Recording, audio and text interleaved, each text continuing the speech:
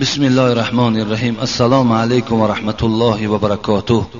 ای استاد محترم حاجی میرزای شیرین سخن، اهل عائله ما مخلص دیرینه شما می باشیم. از شما خواهش آن را داریم که در حق عائله ما یک دعای میکردید، باعث سرفرازی ما میشد. با احترام، عبدالحلیم از خوجند.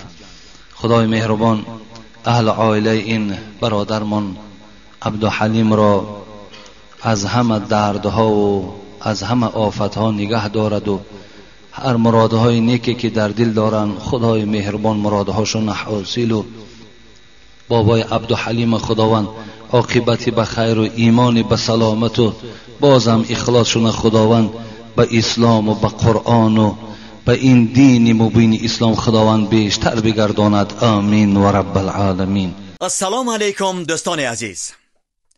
آیا شما برای گذشتن از سرحد دشواری میکشید؟ مهلت حجت‌هایتان به آخر رسیده است. پس من برای شما خدمت رسانی شرکت نور محمد را پیشنهاد میکنم. با ماشین‌های نو و زمانوی، با باوری و اعتماد کامل توسط رانندگان مرد و زن شما را از منزل استقامتیتان تا خط سرحد برده برای عبور مرز مساعدت می نمایند. یادآور می شویم که اگر شما از نام شبکه حاجی میرزا مراجعت نمایید برایتان تخفیف ارائه کرده می شود.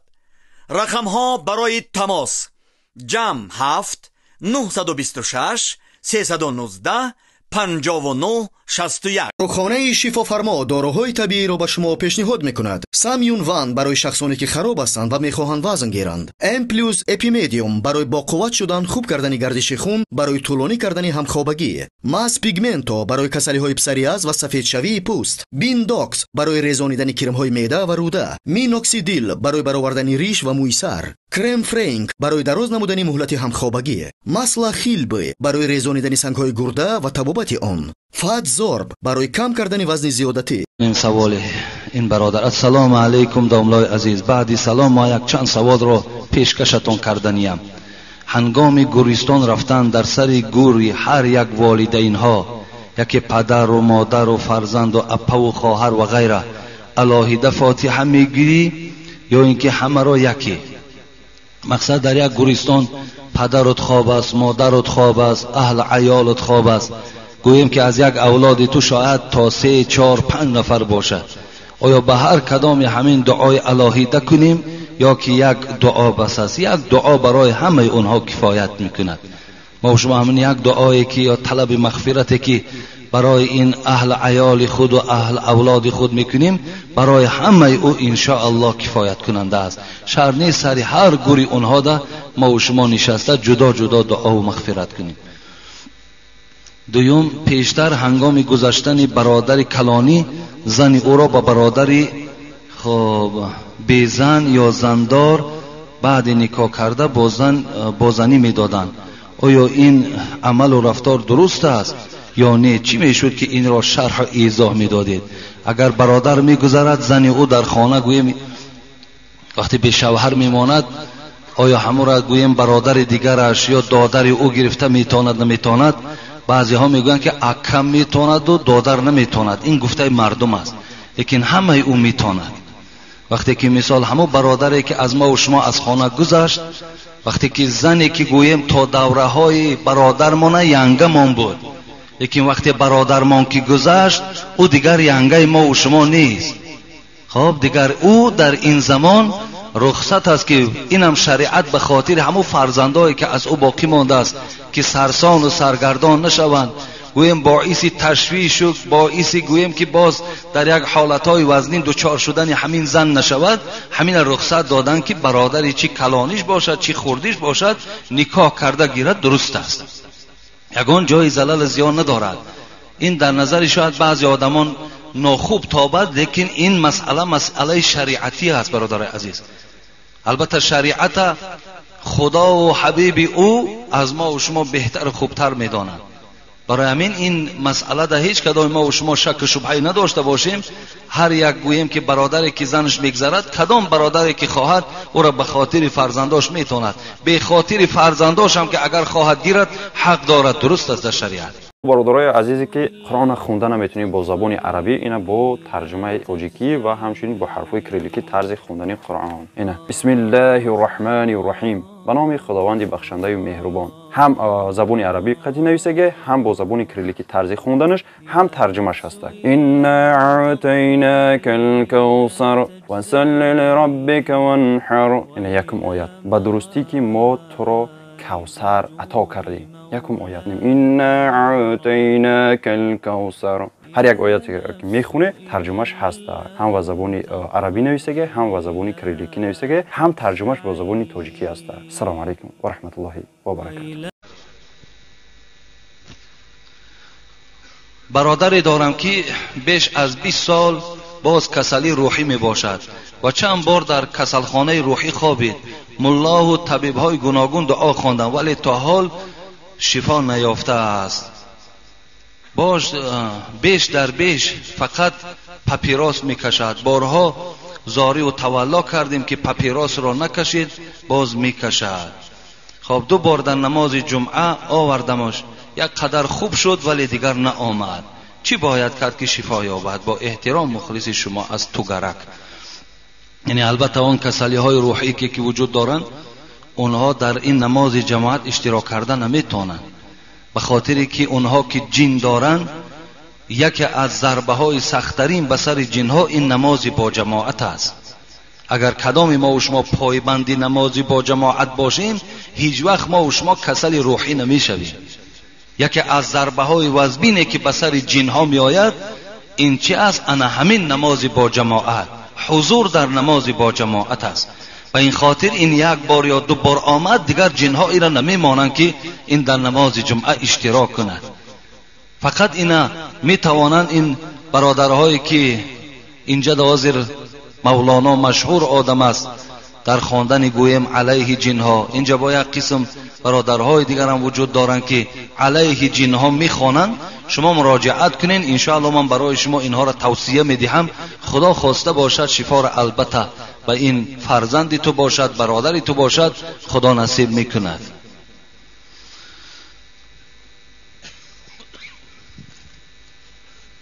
السلام علیکم داملای شیرین زبان، خدا زبان شما را باز هم شیرین‌تر و برا گرداند. ما یک سوال مصلحت آمیز دارم، التماس همین روز جواب گویید. برای آن که من از راه دور آمدم دیگر آمدن نمیتوانم. ایرا یک مادر جمعه گذشته نویسانده بود است، ما که دیگر گوییم که وقت ها ممکن نشد جوابش نگردانیدیم. خیلی شاید که این مادر الحال نباشد لیکن جوابش میگردانیم، شاید که به گوش ویم رسد. از راه دور آمدم دیگر آمدن نمیتوانم. من مادر 6 فرزند با سببهای زندگی خانه با شوهرم جنجال خوردیم. 1 سال باز قهری و همخوابه نیستیم. شوهرم با من میگوید که نمازهای خوانده تو نزد خدا قبول نیست و اگر از دنیا گذری من که از شما راضی نیستم شما را بی جنازه میگرانم. اگر گپ‌هایش راست باشد من چیکار کنم؟ التماس به من گویید که چیکار کنم. التماس همین روز جواب گویید. با احترام مخلص دوستدار شما از اوچسکه تاسقلعی کلخازی لیلین. این مادرم آدم دیندار بوده است که گوییم که بعد این قدر جنگ و جنجال باز شاید پشیمان شده باشد و خواست است که عاقبتش آباد باشد. 1 سال هست که با شوهر خود جنجال دارم، هم خوابه نیستم. خب این شوهر از من راضی نباشد، گوری من چگونه باشد، قیامت من چگونه باشد. گفته از ما مصلحت طلب کردن. برادرای خیلی عزیز و خیلی گرامی، اینجا در سوال ها در این باب خیلی زیاد، من 3-4 سوال فقط مخصوص شکایت مردها از زنها هست که اطراف این برای ما چی مصلحت میدهی؟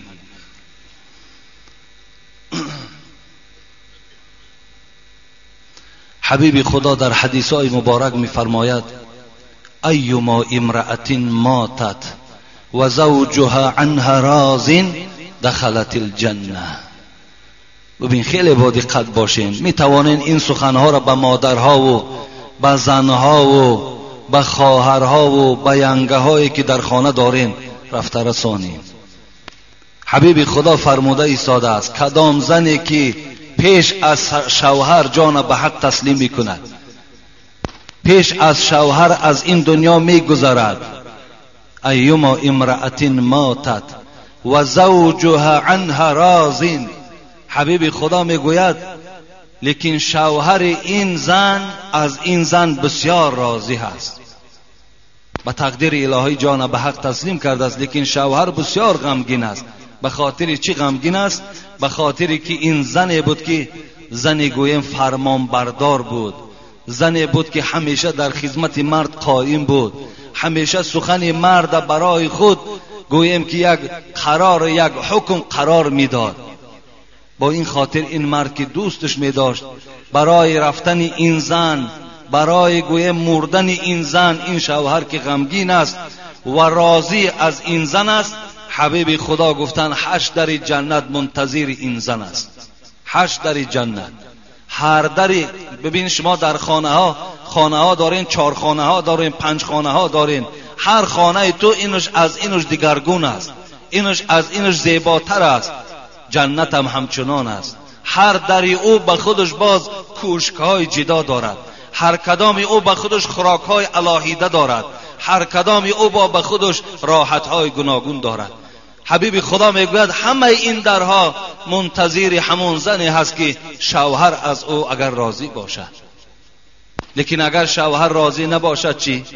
حبیب خدا گفتن لا تؤذی امرأة زوجها فی الدنیا الا قالت له زوجته من الحور العین لا تؤذیه قاتلك الله فانما هو عندك دخیل یوشک ان یفارقك الینا. حبیب خدا گفتن وقتی که زن در دنیا مرد آزار میدهد، گویم با بالای مرد فرمان میدهد، سخنهای گویم بلند میگوید، به اجازت شوهر هر کاری را که خواهد انجام میدهد، بالای شوهر گویم قواق دارد، خوب قبول نمیکند شوهر. حبیب خدا گفتن که به جانب این زنهای دنیایی آن حورهایی که منتظر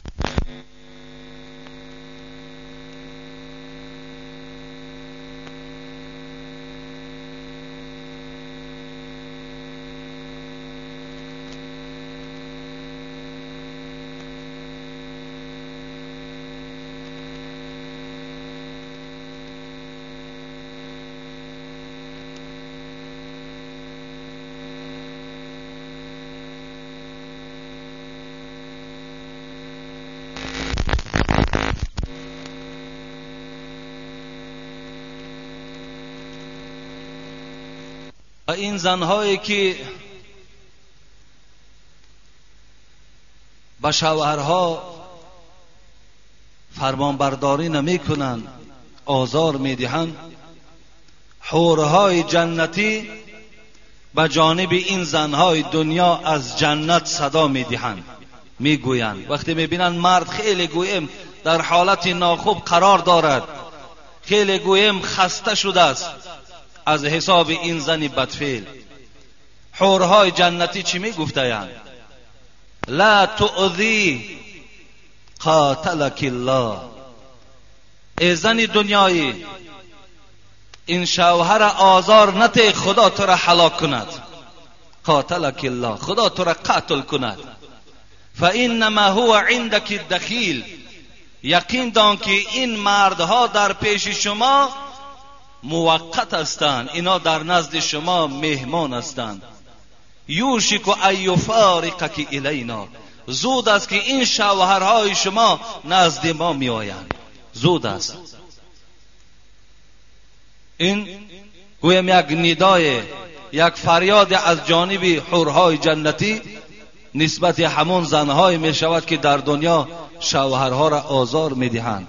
شوهرها از اونا ناراضی هستند، میگوید من از همین زن خود راضی نیستم. وقتی که راضی نباشد والله که تو را عبادت ها دیگر فایدت نمی کند. اگر شبان روزن عبادت داشته باشی، در برابر این اگر شوهر از تو راضی نباشد، حدیث ها و آیت های بیشمار دلیل های وجود دارد که عبادت ها در نزد خدا قدر و قیمت ندارد. لو كنت آمرا احدا ان يسجد لاحد لامرت المرأة ان تسجد لزوجها تعظیما لحقه. حبیب خدا میگه آدم سجده کردن جایز نیست. ببین ما و شما سبحان ربی الاعلا گفته پیشانی ها ما خدا را سجده میکنیم، انا همین گونه سجده برای آدم جایز نیست. اگر پیش یک آدم کارمان افتاد، یا که گویم که در پیش یک آدم ما و شما یگان مسئله در متهم مانیم، در پیش پای او غلطیدگی آدم تعظیم کرد، این در نزد شریعت حرام است، این جایز نیست. لیکن حبیب خدا میگوید اگر آدم سجده کردن درست میشد، هر آینه امر میکردم اینکه زنها شوهرهاشون سجده کنند، زنها شوهرها را سجده کنند تعظیما لحقه، از حساب بزرگی که خدا این حق بالای شوهرها داده است. افسوس که اگر این مادرای ما چرا پیروی زن حضرت زبیر نمیشوند، این مادرای ما چرا پیروی زن حضرت ایوب نمیشوند که حضرت ایوب بعض روایات تا 14 و تا 16 سال بالای تخت سنگ خواب بود، رحمه عائلش خدمتش میکرد. ببین تا 14 تا 15 ساله حضرت ایوب بالای یک تخت سنگ وجود حضرت همه درمند رحمه او را خدمت میکرد. امروز من باوری دارم که از حساب بعض زنهایی که گویم که معرفت و خدا ترسی ندارند، شاید یک ماه طاقت نگاه و بین شوهرها نداشته باشند، یک ماه. حالا که باید این گویم که این زنهای جامعه ما و شما پیرو اینها شود تا که آخرت چون آباد شود. حضرت زبیر زنی داشت، اما شما شاید این قصه را شنیده باشین، به نام ام سلیم بود. ام سلیم مادر انس، بسیار زن دیندار بود، بسیار. وقتی که خبر موت شوهر ام سلیم را ابو طلحه شنید، ابو طلحه وقتی که شنید بسیار خرسند شد که شوهر ام سلیم از دنیا گذشت. به خاطر چی خرسند شد؟ به خاطر که ام سلیم بسیار زن آلفته و بسیار زن زیبا و بسیار زن دیندار بود. و ابو طلحه که یکی از مردهای خیلی با دولت بود، در حال گفت من الحال خواستگاری می روم و یقین می دانم که من دولت زیاد دارم، ام سلیم این پیشنهاد مرا رد نمی کند. لیکن وقتی که به خاندان ام سلیم در آمد و ام سلیم از او پرسید باعث چی خانه من مهمان شدی؟ گفت میخواهم تو را در نکاح خود درآورم. گفت تو نمیدانی که نکاح مسلمان با کافر درست نمی شود؟ اون زمان ابو طلحه ایمان نآورده بود. ابو طلحه میگوید فکر کردم که شاید که پول میخواهد، مال میخواهد. گفتم من از زرد و سفید بسیار دارم، یعنی مقصد از زرد و سفید طلا و نقره زیاد دارم. ام سلیم گفت که من برای طلای تو و برای نقره تو هیچ حاجتی ندارم، لیکن فقط پیشنهاد دارم که در بدل مهری که برای من نصیب میگردانی اسلام بیار، همینش برای من کفایت میکند، برای من مهر ندی. وقتی که ابو طلحه دید که هیچ علاج ندارد، اسلام آورد. گو با دست کی اسلام میارم؟ گو با دست خود من، بگو لا اله الا الله محمد رسول الله. ابو طلحه وقتی میگوید این کلمه را عرضه کردم و با این ام سلیم گویم که خانداری میکردیم، یک جای حیات بسر میبردیم، از او فرزند تولد شد به نام ابو عمیر. ببین بسیار دوست رویک بود. بگوید حتی حبیب خدا با این طفل در کتاب میگوید که حتی بازی هم میکرد. بار همین طفل من قصه را کوتاه میگویم. همین طفل وقتی از دنیا گذشت، ابو طلحه که آدم روزدار بود، ام سلیم تا بگاه آمدن شوهر همین کودک چیکار کرد؟ میگوید شست و کفن کرد، در خانه دیگر برده گذاشت. وقتی که ابو طلحه آمد از فرزند پرسید، گفت کمی بیتاب است. گفت کمی بیتاب است، لیکن الحال خیلی حالتش خوب شدگیست. گفت در سرخانه پرتاب. میگوید ابو طلحه را از آب و آن چیزی که در خانه داشت همش آماده کرد، برای او تیار کرد. وقتی خوراک خوردن شب میگوید همین ام سلیم با همین ابو طلحه باز خانه‌داری کرد. از قسم سحر گفت ای ابو طلحه، گفت اگر یک شخص در نزد ما تو یک چیز را عاریت آمده گذارد، آیا همون چیزی همون پس گرداندن به ما و شما ضرور است؟ پس گفت بله البته، آن چیزی که از دیگر نفر است از حق ما و شما نیست. گفت یقین دان که همون ابو عمیر امشب جان به حق تسلیم کرده بود. حضرت ابو طلحه در حیرت ماندند، آخر چرا مرا خبر نکردی؟ اینقدر ناز و ضیافتی که بهر من کردی، با همراهی من باز خانه‌داری کردی. ام سلیم در جواب گفتند تو روزدار بودی، اگر من این خبر مصیبت به تو میرسانیدم هر آینه تو از این آب نان نمیخوردی، شاید که در وجود تو یگان خستگی و درماندی پیدا میشد. وقتی که میگوید ابو طلحه این گویم قصه را نزد حبیب خدا گفت، حبیب خدا دست برداشت و گفت خدا در این شبی که شما خانه‌داری کردین خدا فیض نصیب کند. گفته دعا کردن. صحابه هایی که بعد حبیب خدا ابو طلحه را دیدن میگوید از این زن 10 فرزند تولد شد که همگی حافظ قرآن بودند. به خاطر چی؟ به خاطر که این زنها خدمت در شوهر میکردند. و الا اگر از خدمت امروز گویم زنهایی که دور هستند، شوهرها از اونا ناراضی هستند، یقین دانند که باور کنین عاقبت خوب ندارند. اونا حتی اگر گویم کدام انسانی که اونا را جنازه شخواند، جنازه میخواندگی اونها را جنت نمیبرد. دلارام باشد زنی نیکخواه، ولیکن از زنی بد خدایا پناه. امروز زنای حسالی در ما شکایت آمده است در اینجا که در باب حتی گویم یک برادر از ما سوال کرده است که اگر در نکاح ریش نداشته باشی آیا نکاح درست می شود یا نمی شود؟ میلش این مسئله اونقدر مسئله گویم که ریش در نکاح اونقدر مسئله مهم نیست، لیکن امروز چندین برادرها را که مثال ما چی در اینجا و چی بیرون از شهر وقتی که با اون ملاقات میکنیم و مثال میبینیم با یک سین و سال و یا گویم که مثال یکی از سنت های پیغمبر خدا را میخواهد بیدار کند، عائله هاشون نمیمانند که اینها ریش بگذارند. ببین عائله ها نمیخواهند که فرمان خدا و فرمان پیغمبر خدا چیکار شود؟ اجرا شود. الله در قرآن ان الذين يؤذون الله ورسوله لعنهم الله في الدنيا والآخره واعد لهم عذابا مهینا. خدا میگوید کسی که در دنیا مرا آزار میدهد، حبیب خدا میگوید کسی که حبیب خدا را در دنیا آزار میدهد یقین داند که لعنت من بالای اوست. آزار دادن خدا و پیغمبر چیست؟ فرمان او را اجرا نکردن است. علیه آیت قرآن و احادیث های رسول اکرم برآمد کردن میگوین این آزار دادن خدا و آزار دادن پیغمبر خداست. پس آیا ما و شما از کجا طاقت عذاب خدا را داریم؟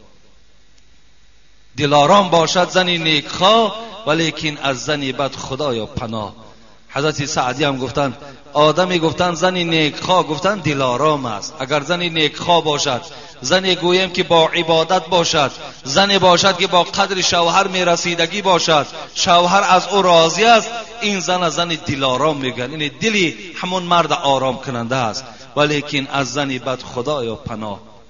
لیکن حضرت گفتن خدایا اگر در تقدیر من همین زنی بد باشد، خدایا از همین زنی بد به سوی تو پناه طلب میکنم.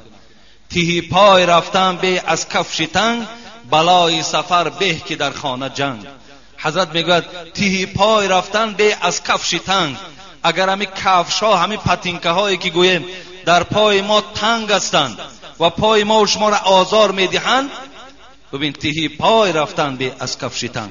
از این گونه پتینکه را پوشیدن ده پای لیج رفتن بهتر است. گفتند بلای سفر به که در خانه جنگ. سفر همه وقت مشقت دارد، عذاب دارد، لیکن حضرت گفتن انا همون بلای سفر من برای خود اختیار میکنم زمانی که در خانه اگر من در پیش زن خود قدر نداشته باشم، اگر زن مرا در خانه احترام نکند، برای من همون بلای سفر و عذاب سفر برای من بهتر است. گفتن ببین یعنی از این گونه زنی که انسان دارد که همیشه در گویم که آزار او روبرو هست، حضرت گفتن از این در نبودن اون زن بهتر است، نداشتنش بهتر است.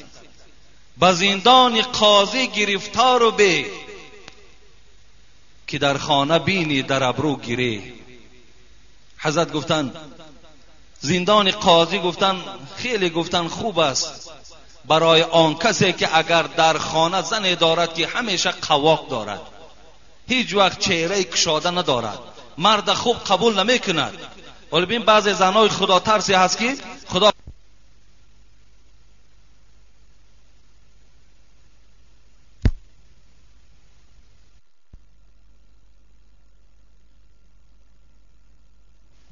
رحمت کند، شوهر دیدن را تبسم میکنند، شوهر استقبال میگیرند، دستای شوهرها را بوسه میکنند.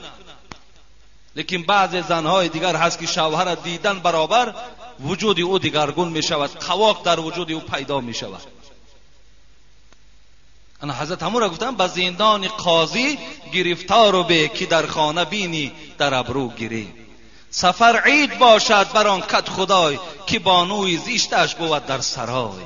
گفته است برای آدمی که بانوی زیشت دارد، برای کسی که زنی بد دارد، زنی ناخوب دارد، این گفته است همون سفر در بودنش برای او عید است. گفته است همین سفر هم که عذاب دارد، از خانه بیرون بودنش گفته است خیلی برای او خوب است وقتی یک بانوی ناخوب، زنی ناخوب در حولی او سیر و سیاحت دارد.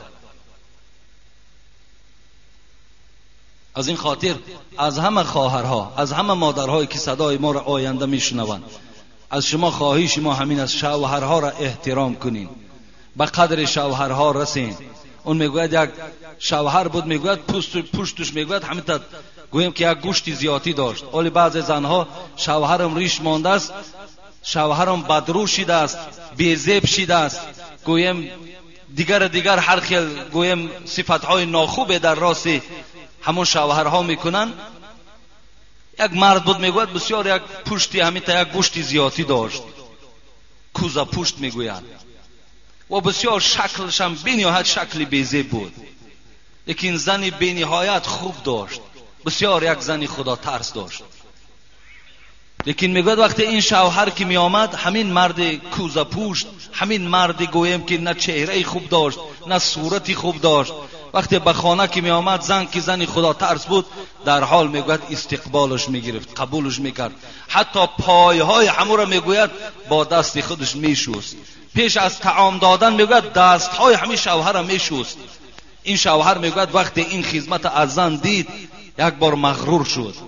بعد گفت ای زنه، گفت از تو یک سوال دارم. گفت چی سوال داری؟ گفت در همین دنیا از همه دیده کی را دوست می‌داری؟ این شوهر فکر کرد که البته خیلی مرا دوست می‌دارد که این دست و پای مرا همیشه میشوید، خوب استقبالو میگیرد. گفت شوهر خوب میشد که این سوال از من نمیدادی، برعکس اینا سوال میدادی که از همه در دنیا کی را بد میبینی. گفتن خیلی پس از تو سوال میکنم از همه دیده در دنیا کی را بد میبینی؟ گفت والله که از همه بدترین انسانی که بد میبینم این تو هستی. گفت این تو هستی، لیکن به خاطر قیامتم من خدمتی در تو کرده ایستاده ام، لبخند میزنم، خنده میکنم به سوی تو، به خاطر که در جمله صابرین و شاکرین خدا مرا نویسانده گرداند. من به این خاطر گو در تو خدمت میکنم. ببین در چگونه مردهای کوزه پوشت و مردهای بی صورت در زنها خدمت میکردن. امروز که الحمدلله این گویم این جوانای ما را ببینین، این مردها را ببینین که چقدر صورتی زیبا دارن، سیرتی خوب دارن. پس وقتی اینها که موردی به احترامی قرار گرفتن، وای به حال همون زن، وای به حالش. وگر پارسا باشد و خوش سخن، نگه در نکویی و زشتی مکن. زنی خوشمنش خواه نه روی خوب، که آمیزگاری بپوشد عیوب. حضرت سعدی گفتند وگر پارسا باشد و خوش سخن، نگه در نکویی و زشتی مکن. دادر عزیز گو وقت زنگیری میرای ببین همون زنه خدا ترس است، سخنی خوش دارد، معامله خوب دارد، دیگر چهره او را جدا نکن که خوشرو هست یا نیست. زنی خوشمنش خواه نه روی خوب، که آمیزگاری بپوشد عیوب. ببین تو زنی خوشفعل برای خود جدا کن، زنی زیبا برای خود جدا نکن، زیرا همون خدمت‌های خوبی زن تمام آن کردارهای گویم که همون سکه و صورت ناخوبه که زن دارد همه اون عیبهاش میپوشاند، زمانی که اگر وای خدمتگاری در شوهر باشد. برای من از این مادر عزیز ما خواستمان همین است که از شوهر عذرخواهی کو، پیش از مردن توبه به سوی خدا کو تا که شوهر تو را میبخشد. بعد ان شاء الله تو همون کوشکایی که گفتیم تو صاحب میشوی. ولی بسیارش روزه های مریم میگیرن و روزه های 3 روزه میگیرن و دیگر لیکن شوهر هیچ احترام در خانه ندارد. از همه این مهم، از همه مهم همون احترام شوهر است. به نام خداوند بخشنده مهربان و صلوات بی پایان بر رسول خدا یعنی حضرت محمد صلی الله علیه و سلم و دعا گویم از بحر شما برادر اسلامی که همیشه سربلندی ها در راه اسلام نصیبتان گردد. و یک سوال نافهم دارم که میخواهم پاسخ بگیرم. در کتاب دقایق الاخبار و مناقب الابرار خواندم که خداوند برای مردهای جنتی حورها آفریده است که در سینه های آن حورها نام شوهر و نام الله نوشته شده است. من گفتنی هستم که مادامی که هر مرد حور خود را دریابد زن نکاحی در دنیا کجا می شده باشد؟ بابای حاجی بسیار از شما معذرت میخواهم که شما را تشویش دادم. ما در حقیقت التجا دارم که من رنجور کسلی دل هستم، در حق من دست دعا بردارید. با احترام یک برادر اسلامی شما و شما را به حمایه آن ذات پاک می سپارم که تا یک تار موی شما کم نشود. خدا شما را شفای کامل و شفای عاجل نصیب کند. از سلمه این برادر ما پرسیده است که هر مرد در جنت که حور داشته باشد این زنای دنیایی کجا می شوند؟ بار سلمه که مادر ما و شما زن پیغمبر خدا بود، از پیغمبر خدا پرسید ای حبیب خدا این مردها در جنت حورها را صاحب می شود، پس این زنهای دنیایی چی می شوند؟ حبیب خدا گفتن زنهای دنیایی در حسن و جمال از حورها دیده زیباتر می شوند و هر کسی که در دنیا کدام زنی را که صاحب بود خدا همون زن آورده با در نکاحش می درآورد، با در دست همون مرد تسلیم می کند. انا اگر همونجا که تو گویم که اگر زنی خدمتگار و زنی بوده که این مرد از تو راضی بود قبولت می کند، و الا اگر تو زنی آزاردهنده و زنی گویم که امت دلخراش باشی همونجا هم شوهر از تو می گریزد. اگر از حور هم که زیبا باشی تو را وی قبول نمی کند. السلام علیکم حاجی محترم، اگر حاجی را از حج آمد با گلدسته پیشواز گیریم اجازت است؟ یعنی حاجی می آید بعد برادرای ما و شما با گلدسته پیشوازش میگیرند، آیا همین اجازت است؟ بله اجازت است. گلدسته دادن این یگان گویم که اینا بلکه سنت هستند. شما می توانید پدرتانه، مادرتانه، زنهاتانه گلدسته ها آورده تقدیم کنین. در خانه هاتون می توانید که شما گل آورده گذارین، گل پروری کنین. همه اینا سنت های پیغمبر ما و شما هستند. و این خاطر وای از یک راه دور آمده است. و قاعده است حبیب خدا وقتی که به سفر می برآمد 2 رکعت نماز می خواند در مسجد، بعد از اونجا که میگشت می آمد باز در همون مسجد 2 رکعت دیگر برای صحت و سلامت آمدن از مسافرتش می خواند. گاه نزد فاطمه می رفت و فاطمه را بوسه می داد بعدی از سفر آمدنش. و این خاطر حاجی ها را اگر ما و شما هر گونه که استقبال گیریم البته به البته جایز است، درست است، می توانیم. السلام علیکم و رحمت الله و برکاته. با یک سوال مراجعت میکنم. آیا آدمی که گیمارای یعنی بواسیر دارد چگونه مستحب کند؟ آب ضرر داشته باشد میتواند که همون موضع را نشوید؟ یعنی گیمارای وقتی که در کدام اگر این درد وجود داشته باشد این بواسیر میگویند مستحب کردنش چگونه باشد؟ اصلا برادرای خیلی عزیز و گرامی، حبیب خدا نعمتان مغبون فیهما کثیر من الناس، ببین العافیت و الفراغ. رسول اکرم میگوید 2 نعمتی هست که شما بسیار بسیار پشیمان میشین بعد رفتن این 2 نعمت. این یکی تنی صحت است، دیگرش آرامی هست. و این خاطر تنی صحت بسیار بسیار نعمت کلان است. دادرای عزیز و گرامی کار کنین که شما در این روی های گویم آن چیزی که خنک است وقتی که می نشینین این گیمرای پیدا می شود، یا با آب خنک وقتی که مستحب میکنین گیمرای در شما پیدا می شود.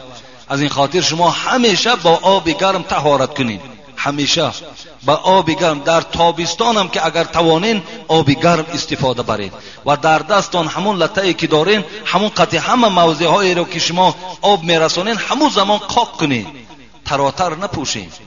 زیرا اکثر همین گویم که کسل هایی که امروز در بیمارخانه همه بچه های نمازی هن، ببین چه از گیمرای و چه از این کسلی که گویم که آب میرود از او، همه همین در حالتی که همون گویم تحپوشای ما و شما در حالت مستحب میکنیم، قاق نمیکنیم، تر میماند، انمون حالت در این وجود ما و شما درمند میشود، ما و شما در این بیماری ها مبتلا میشویم.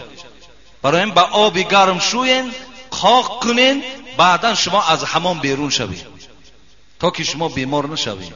وقتی بیمار شدی دیگر تو در نماز جمعه اشتراک کردن نمیتونی، تو دیگر نماز به حضور دل خواندن نمیتونی. برای این همیشه با آب گرم طهارت کنید. لیکن کسانی که گمرای دارن و گویم همون بواسیر و آب در او زلال میرساند، ترکش کند، همون موضع را نشوید، تماما همون موضع در آب نرساند. بدون رسانیدن آب نماز برای او درست میشود.